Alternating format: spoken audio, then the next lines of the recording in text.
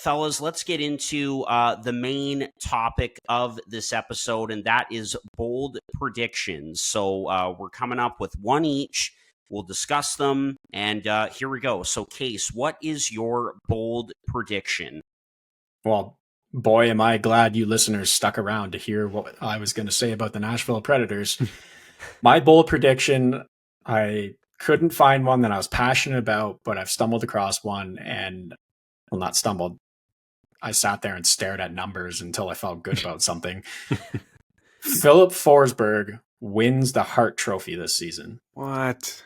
The narrative is currently being set up perfectly. This team and their offseason, as we mentioned, is put on a pedestal. Everyone started immediately putting them in the playoffs. Some even had them winning the division while they've started 0-5. And as always, the hockey media, the people are going to flip on them so fast. It's already starting. They're going to flip on them. They're going to be outside of a playoff spot at the American Thanksgiving, and that's going to be just in time for Filip Forsberg to pop off, being the first Nashville Predators to score 50 goals, first to 100 points, and drag this team back into the playoff. The media's mixed emotions is going to be at the top of their mind. It's nice and fresh, and they're going to see it as, well, the only reason that we could be wrong twice is if one guy pulls off a miracle run and gets them into the playoffs, and he receives a Taylor Hall-esque heart nod. The last few seasons, like the last 5 seasons before this one, we've always said, is it enough in Nashville to have just Filip Forsberg as goal scoring? Well, this season, it's going to be enough. Last year, he had 48 goals and 94 points in his best season yet. Now he has some supporting cast who are good enough to help his numbers, but not so good that they're going to steal the show and take away from his heart run. He is only a point per game at the moment, but he has been shooting the puck like a madman. He's got the skill. He has the numbers to back him up. He is going to win the Hart Trophy this season. Bold prediction. That is bold. Very bold. And a capital B. Yeah, that is way bolder than I thought you were going to go, especially when you said it was backed up by numbers. I hear where you're coming from. And listen, you were very close.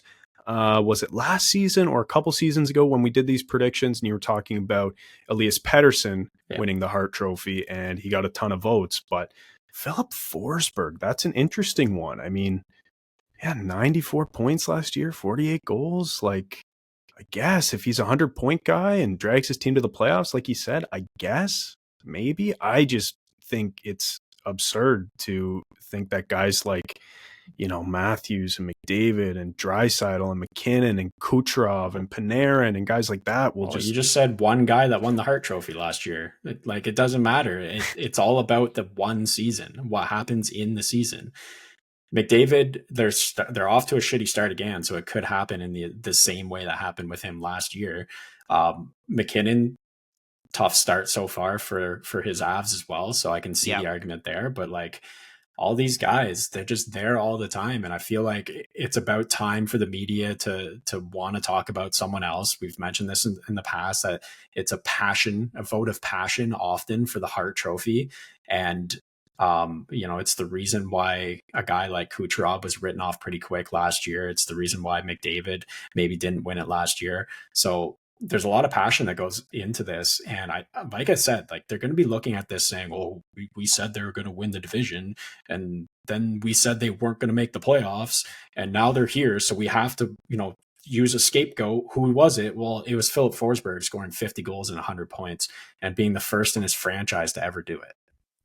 I guess, I see it. There's obviously an outside chance, and that's why this is a bold prediction. Well, he's not even in the top 10 for betting odds. So yeah, I mean, guess how many votes he got last season for the Hart Trophy? 0. But Roman Josi did get some votes. He got 8 votes. And as I'm looking at it now, Charlie Lindgren got a vote for the Hart Trophy last year. Exactly. So they've been sleeping on the Nashville Predators. So anything can happen, Case.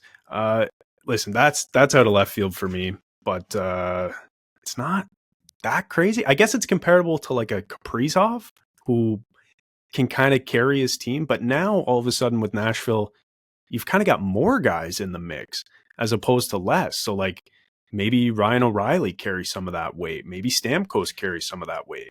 But that's what I'm saying, in that those guys are going to help Filip Forsberg's numbers. Last year, he did it without, well, not without Ryan O'Reilly, but you know what I mean? Without them, he scored 40 or 48 goals, 94 points without them. Now he's going to have them to boost his numbers a bit. And they're not the type of guy, they're not Draisaitl. They're not Victor Hedman. They're not Mitch Marner and Willie Nylander and Tavares.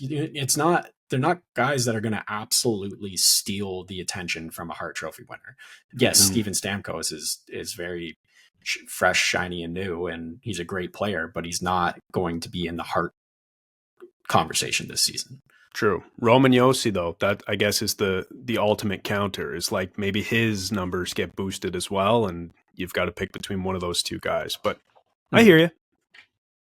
I hear it too, and immediately I think of Tage Thompson 2 years ago, who was very much in the Hart Trophy conversation, kind of in that next tier because of the season that he had for the Buffalo Sabres. I mean, he was must-watch TV every single night and put up very similar numbers, 47 goals, 94 points. I mean, he was a human highlight reel every night, and guess what? The Sabres finished 1 point behind the Florida Panthers for a playoff spot. So it reminds me a lot of that with this take, and, watching that face-off series on Amazon Prime, Jackie Redmond kind of called it that, like, Forsberg is one of those kind of forgotten stars around the National Hockey League. I don't think he gets enough attention and credit for how talented of a player he is in Nashville. And so it's not totally crazy to me, really. Like you said, Casey had 47 goals last year